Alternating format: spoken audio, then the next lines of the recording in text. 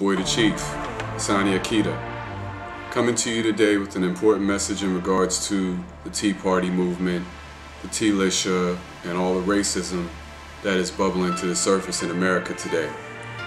I already know some of you are going to call me a racist. I already know some of you are going to call me nigger, and I'm not going to call you any names except for who you are. So keep that in mind when you post your little replies. It doesn't bother me. I won't call you out of your name, but you will certainly call me out of mine because that's the ignorance that you've been taught. Moving on to bigger and better things. There is a recent trend, especially by those parties involved in the Tea Party, to attack African Americans who point out the racism that they see within the Tea Party and within greater American society. This is the biggest crock of bullshit I have ever witnessed in my life. There is no such thing as reverse racism, there is only racism. In fact, I find the term reverse racism to be racist. It is as if to say, separate but equal. No more separate but equal. There is only real racism and fake racism. There's only real outrage and fake outrage. Black people right now have every reason in the world to experience real outrage. We are being assaulted and attacked in the media every day, and when we're not being assaulted and attacked in the media every day, we're being shot in the back by police officers. We're killed on a bridge by police officers, etc., etc. It's an ongoing assault against African Americans in the United States. The current trend of crying racism when a black person points out the systematic oppression that they've suffered for 500 years is utterly ridiculous, and it's just an expression of white guilt and white people trying to project their own guilt on black people. The truth is, even with a black president, we still have no real political power.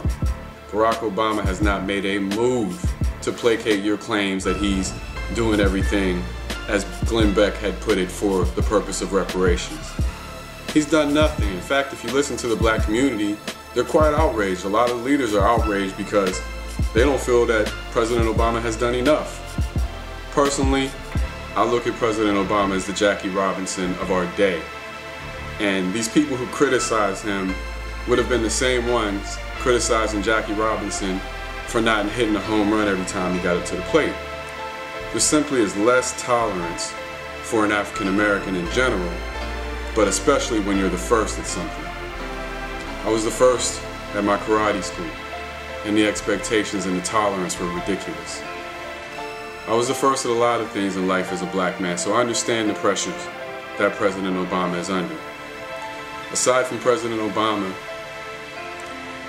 the media, the culture, everyday people on blogs, the racism is bubbling to the surface. It's palpable. You can feel it in the air right now.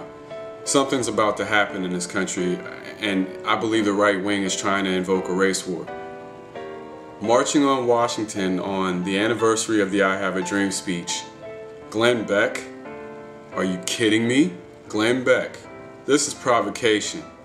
I urge African Americans not to fall for it. They are trying to provoke us into violence. They're trying to incite us into stupidity. We have our own problems in our own community. We don't need problems with their community. We need to deal with the problems that we have on our level and try to affect policy at the higher level. Reverse racism is utter nonsense. The reverse psychology that they are trying to apply is utter nonsense, yet many African Americans fall for it, folks. The people you see out there with the Tea Party, they fall for it. Black conservatives, they fall for it. There's a group of black people in this country who have decided that the master is right and that all of the black people's problems are their own damn fault, no matter what the history said. Well, I'm sorry, but those black people are stupid, and they don't realize that the systematic oppression never stopped. Slavery, segregation, war on drugs, same damn thing. I've urged you to wake up in the past, to see the big picture. Now I'm telling you your life depends on it, because I don't see this country surviving what it's going through right now. I believe that white supremacy built this nation, and I believe it's about to tear it down.